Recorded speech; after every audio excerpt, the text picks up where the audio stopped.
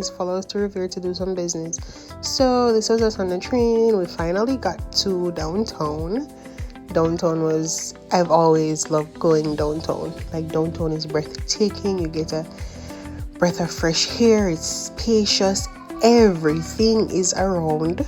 Like, literally TJ Maxx, Walmart, Primark, everything is just breathtaking. Whenever I come downtown, I like to walk and enjoy the scenes.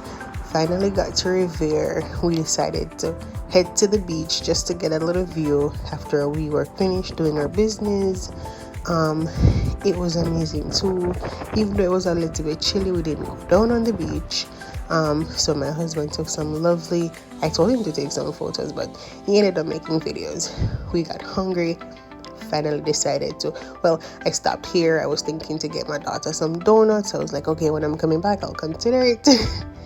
Finally got to the Chinese restaurant, and oh my god, this food was breathtaking. Finally decided to get my daughter some donuts because why not? And I really, really missed her. Anyways, we were heading back to the train station. Look at us on our way home. Finally got home. Hey guys, thank you for joining in. I just have a little thing that I want to share with you guys, right? I realize that we tend to diagnose ourselves, and we need to be more vigilant and understanding that the tongue has a lot of power, and we trap ourselves. I feel like the devil is now placing things into our ears, and then we run with it, and then we tell ourselves that, hey, something is wrong with me. I have depression, I have anxiety, something is going on, I have social anxiety, I can't communicate with people. And that is what the devil wants.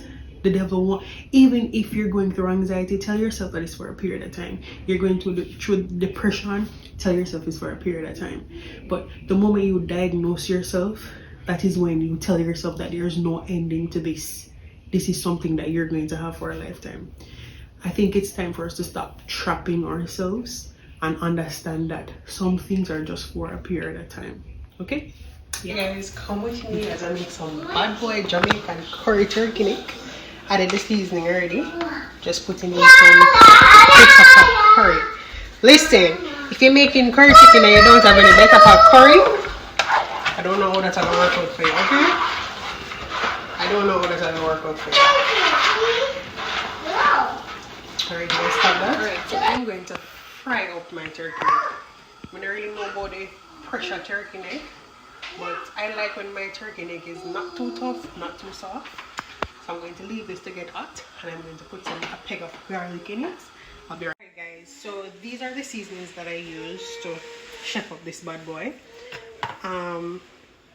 These are not Jamaican seasonings either, because I'm not in Jamaica. If I was in Jamaica, I would just use plain Maggi seasoning. I love my chicken Maggi seasoning. I don't like when my food is too salty. Yeah, I'm about to cut up these bad boys and get the pot rolling. Okay. Flavor your oil, okay? Flavor your oil. Hi, my daughter. Don't mind my daughter in the background. Hi, mommy. Hi, mommy. Hi, daddy. Alright, so you're smelling the garlic, guys. Like you're smelling it. You're going to fry up this real nice. I think I put so much oil, but that's okay.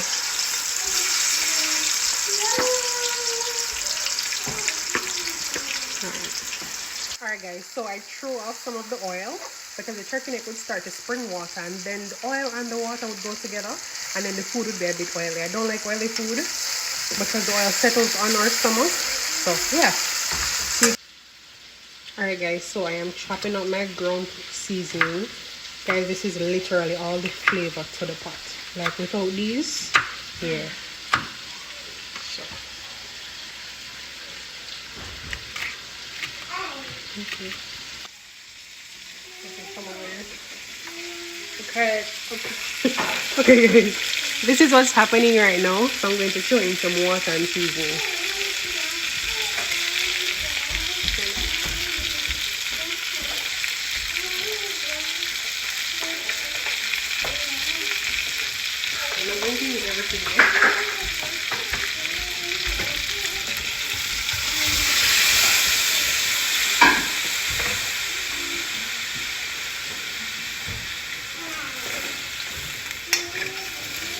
to cover it now and leave it for a little bit so the water can soak in and get it a bit tender, and also turn it down a little bit. Yeah. I'm going to pause the cooking for a second and explain something to you guys. God has you here for a reason, and anywhere or anything that you're doing right now that makes you feel unease, if you're lying down in your bed right now and you get up and you just feel miserable and people think you're crazy, trust me, it's because you're not fulfilling your purpose. My mother usually prayed for me. My mother usually asked God to trouble my mind, and I thought it was pretty simple. I was like, okay, Lord, my mother is asking you to trouble my mind. Guys, when you're not ready to be troubled, when God has something set for you and you don't even understand it, it's one of the worst feelings that you can encounter. Follow your intuition, follow your guts. People will think you're crazy, but the moment you feel uncomfortable in any job, in any relationship, the truth is, we're here for a reason. We have a purpose. We wake up every morning and the air that we breathe, it's for a reason. And when you wake up and you just feel out of it, you're like, what am I doing? Your family members probably think like, what is she doing? What is he doing? We're like, what am I doing in her life? We ourselves don't know that, because life was not made with a manual. But you have to listen to the voices in your head whenever you feel uncomfortable into anything, because sometimes the job is going great, the money is good, but you just still, you don't feel accomplished.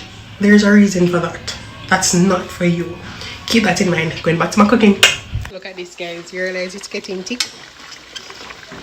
So my pot colorful. Yeah, your pot has to be colorful.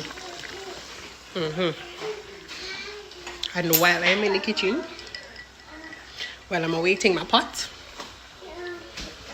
this is some plain water, ice, with grapes at the bottom.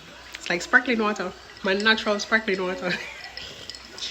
So the grapes will get cold and probably a bit hard, and you just bite into it with the water. Oh, a little flavor. A little dance for the pot. Alright guys, so this is for the finishing touch. I like to put a dash of garlic, pressed garlic, into my pot and just mix it around. Like, it gives my pot a little flavor. Like when it's about to cook down, just a little bit of garlic. And you can put in a little bit of thyme. I only have dry thyme. Alright guys, I just had some thyme left. Alright, so this is the rice. Some plain white rice. This is the finishing touch for the turkey neck. Real thick and nice. Alright guys, this is the finishing touch. Let's get in, let's get in. Okay, soft and juicy. Some white rice and veg. I'm about to drink some Malta. It's frozen. Guys, I'm gonna walk it off. Thank you guys for watching. See you later.